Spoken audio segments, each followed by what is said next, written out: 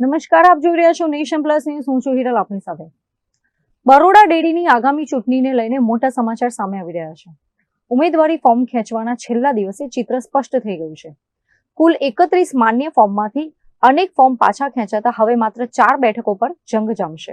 બરોડા ડેરીની ચૂંટણી પ્રક્રિયામાં ગત 28મી તારીખે ચકાસણી બાદ કુલ 31 ફોર્મ માન્ય રાખવામાં આવ્યા હતા. આજે ફોર્મ ખેંચવાની અંતિમ મુદત બપોરે 3 વાગ્યા સુધીની હતી. આ સમયગાળા દરમિયાન 14 ઉમેદવારોએ પોતાના ફોર્મ પરત ખેંચી લીધા હતા. હવે મેદાનમાં કુલ 17 ઉમેદવારો બાકી રહ્યા છે. હવે 9 ઉમેદવારો બિનહરીફ જાહેર થયા છે, જ્યારે 4 ઝોનના 8 ઉમેદવારો વચ્ચે હવે સીધી હરીફાઈ થશે. આ અંગે મુખ્ય ચૂંટણી અધિકારી ऐश्वर्या दुबे विगतवार माहिती आपी थी. हमने कुल 31 फॉर्म्स मान्य किए थे 28 तारीख को चकासनी के बाद. उसमें आज लास्ट डेट थी विड्रॉ करने की 3 बजे तक. उसमें 14 फॉर्म्स वापस लिए हैं, तो अभी कुल 17 फॉर्म्स जो हैं वो बाकी रहते हैं मान्य. इसमें से 8 जो हैं वो हरीफ उम्मीदवार रहते हैं और 9 जो हैं वो बिन हरीफ उम्मीदवार रहते हैं. हरीफ उम्मीदवार कौन कौन सी बैठक पे है?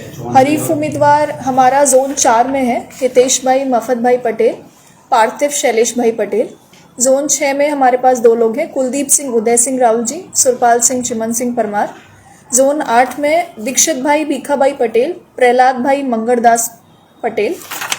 और जोन 12 में रंजीत सिंह मोहन सिंह राठवा और राठवा गैमल भाई विट्ठल भाई.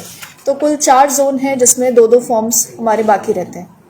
अब क्या प्रोसेस होगी आगे, कैसे डिक्लेयर होगा फिर सब नाम? और 9 तारीख को हम ऑफिशियली हरीफ और बिन हरीफ उम्मीदवारों की लिस्ट पब्लिश करेंगे.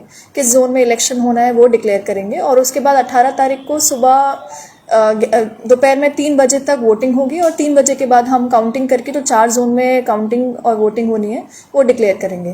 બરોડા ડેરીની ચૂંટણી સમરસ રીતે યોજાય તે માટે વર્તમાન ડિરેક્ટરો દ્વારા એડી ચોટીનું જોર લગાવવામાં આવી રહ્યું હતું, પરંતુ તેમ છતાં એવું થઈ શક્યું નથી. ભાજપ દ્વારા ઓરલી મેન્ડેટ અપાતા કેટલાક ઉમેદવારોએ ફોર્મ પણ પાછા ખેંચ્યા છે. ત્યારે હવે 4 ઝોનના 8 ઉમેદવારો માટે 18 માર્ચે ચૂંટણી યોજાશે એ સ્પષ્ટ થયું છે. આ ચૂંટણીમાં ભાજપ દ્વારા મેન્ડેટ આપવામાં આવેલા ડિરેક્ટરો જીતશે તેવી બરોડા ડેરીના વર્તમાન ચેરમેન દિનેશ પટેલે આશા વ્યક્ત કરી છે.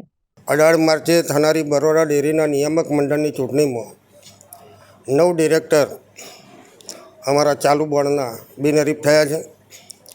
4 ઝોનમાં 18 માર્ચે ચૂંટણી થાય એવી શક્યતા છે. ત્યારે 18 માર્ચે 3 વાગ્યા સુધીને મતદાન હોય. 4 વાગે લગભગ ગણતરી ચાલુ થઈ 5 વાગે રિઝલ્ટ ક્લિયર થઈ જશે.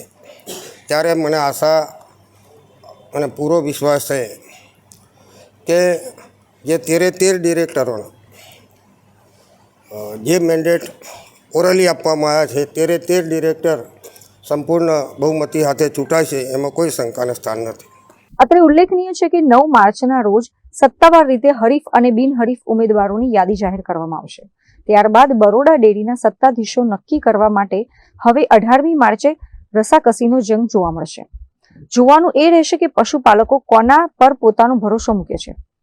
કેમેરામેન નવનીત પરમાર સાથે Chirag Patel, nation plus news, Vadodara. સમાચારોના સતત અપડેટ મેળવવા માટે અમારી નેશન પ્લસ ન્યૂઝની યુટ્યુબ ચેનલને સબસ્ક્રાઇબ કરો, બેલ આઇકન દબાવો અને જોડાયેલા રહો ફેસબુક, ઇન્સ્ટાગ્રામ અને ટ્વિટર પર.